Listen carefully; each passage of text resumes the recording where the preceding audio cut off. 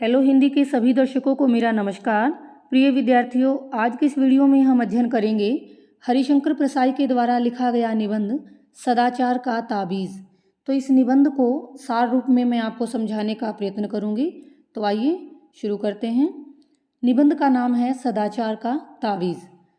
हरिशंकर प्रसाई के द्वारा लिखा गया यह निबंध एक महत्वपूर्ण व्यंग्य प्रधान निबंध है, व्यंग्यात्मक रचना है ये। इस निबंध में लेखक ने देश में व्याप्त भ्रष्टाचार और उसके उन्मूलन के खोखले प्रयासों पर करारा व्यंग्य किया है। तो यहाँ इस निबंध में लेखक एक ऐसे काल्पनिक राज्य की कहानी सुनाता है जिसमें व्यापक स्तर पर भ्रष्टाचार फैल गया था और वहाँ की जनता राजा के पास अनेक शिकायतें लेकर पहुँच रही थी। प्रजा में हल्ला मचा हुआ था कि भ्रष्टाचार बहुत बढ़ गया है। तो राजा अपने दरबारियों के समक्ष भ्रष्टाचार की समस्या को रखते हैं और दरबारियों से पूछते हैं कि अगर तुम्हें कहीं भ्रष्टाचार दिखाई दे तो तुम उसे ढूंढ कर लाओ। देश में भ्रष्टाचार बहुत फैल गया है।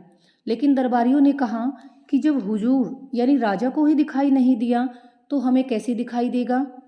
तो इस प्रकार दरबारी के कहने पर राजा भ्रष्टाचार को खोजने का कार्य विशेषज्ञों को सौंप देता है। अब विशेषज्ञ भ्रष्टाचार को खोजने में लग जाते हैं। अब 2 महीने की जांच के बाद विशेषज्ञों ने राजा को बताया कि देश में भ्रष्टाचार बहुत है, परंतु वह सूक्ष्म है, अगोचर है और हर जगह व्याप्त है। उसे देखा नहीं जा सकता, इसीलिए उसे पकड़कर भी नहीं लाया जा सकता। राजा ने समझा कि ये गुण तो ईश्वर के हैं। फिर उसने पूछा कि क्या वह भ्रष्टाचार ईश्वर है। तो विशेषज्ञों ने जवाब दिया कि अब तो भ्रष्टाचार ही ईश्वर हो गया है। उन्होंने उदाहरण देकर महाराज को समझाया कि महाराज के सिंहासन पर रंग करने का बिल भी बिल्कुल झूठा बनाया गया है, अतः यह भ्रष्टाचार घूस के रूप में फैल चुका है। तब राजा ने विशेषज्ञों से भ्रष्टाचार को दूर करने के सुझाव पूछे। विशेषज्ञों ने कहा कि वर्तमान व्यवस्था में बहुत परिवर्तन करना पड़ेगा। भ्रष्टाचार के जो अवसर है वो मिटाने होंगे, ठेकेदारी प्रथा समाप्त करनी होगी, क्योंकि अगर ठेका है तो ठेकेदार हैं और अगर ठेकेदार हैं तो अधिकारियों को घूस मिलती रहेगी। इस प्रकार से घूस जो है वो मिलती रहेगी तो भ्रष्टाचार का उन्मूलन संभव नहीं है। तो हमें इस बात पर भी विचार करना चाहिए कि ऐसे कौन कौन से कारण हैं जिनके कारण आदमी को घूस लेना, रिश्वत लेने के लिए विवश होना पड़ता है। ऐसा विशेषज्ञों ने राजा को कहा। अब राजा ने कहा कि ठीक है, आप लोगों की योजना मैंने सुन ली है और विचार करने के लिए रख ली है। अब राजा और दरबारियों ने विशेषज्ञों द्वारा सौंपी गई योजना पर विचार करना आरंभ कर दिया, लेकिन उनकी योजना को लागू न कर पाने के कारण राजा सोचते सोचते बीमार पड़ गए। उनका स्वास्थ्य दिन प्रतिदिन खराब होने लगा, बिगड़ने लगा। तब एक दरबारी ने यह सुझाव दिया कि इस योजना को त्याग दिया जाए और कोई ऐसा उपाय निकाला जाए जिससे कि ज़्यादा उलटफेर भी ना करने पड़े और भ्रष्टाचार खत्म हो जाए।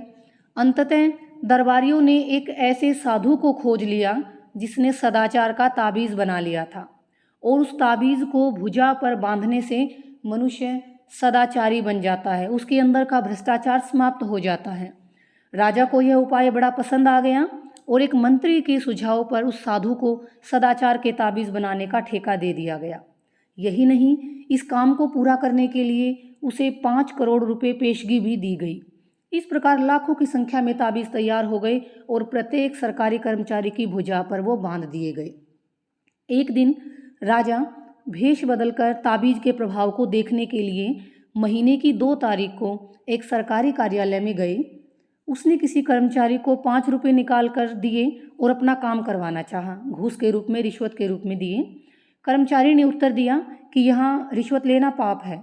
राजा को ने जब ये सुना तो वह बड़ा प्रसन्न हुआ और वहाँ से चल पड़ा। राजा एक दिन फिर महीने की 31 तारीख को उसी कर्मचारी के पास गया और अपना काम करवाने के लिए उसे 5 रुपये का नोट दिखाया।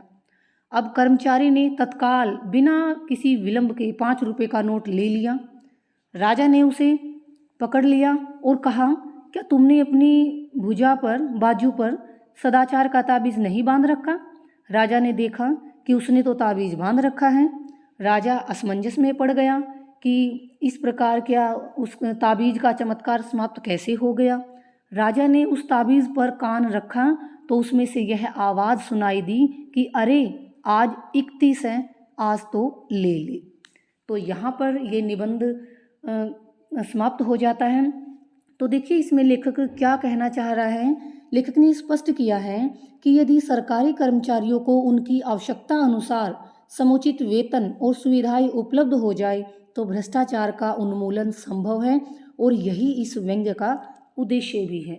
क्योंकि जब राजा देखिए महीने की 2 तारीख को जाता है तो कर्मचारी रिश्वत नहीं लेता, क्योंकि उसके पास पैसे बचे हुए हैं, घर का खर्च चलाने के लिए पैसे उसके पास हैं। लेकिन जब राजा महीने की 31 तारीख को उसके पास जाता है तो कर्मचारी बिना कुछ एक पल की देरी किए रिश्वत ले लेता है। तो इस प्रकार लेखक ने ये स्पष्ट किया है कि अगर आवश्यकता अनुसार उसे वेतन उपलब्ध हो तो भ्रष्टाचार का उन्मूलन संभव है।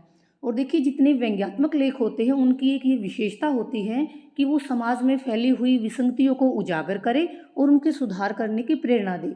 तो उसी प्रकार का हमारा ये निबंध जो है वो सदाचार का ताबीज़, उसमें भी भ्रष्टाचार जैसी विसंगति को उजागर किया गया है, उसे दूर करने का प्रयास किया है। तो इस प्रकार ये था हमारा सदाचार का ताबीज़ निबंध का सार। मैं उम्मीद करती हूँ कि संक्षिप्त रूप में मैंने आपको समझाने का प्रयास किया, आपको समझ आया होगा।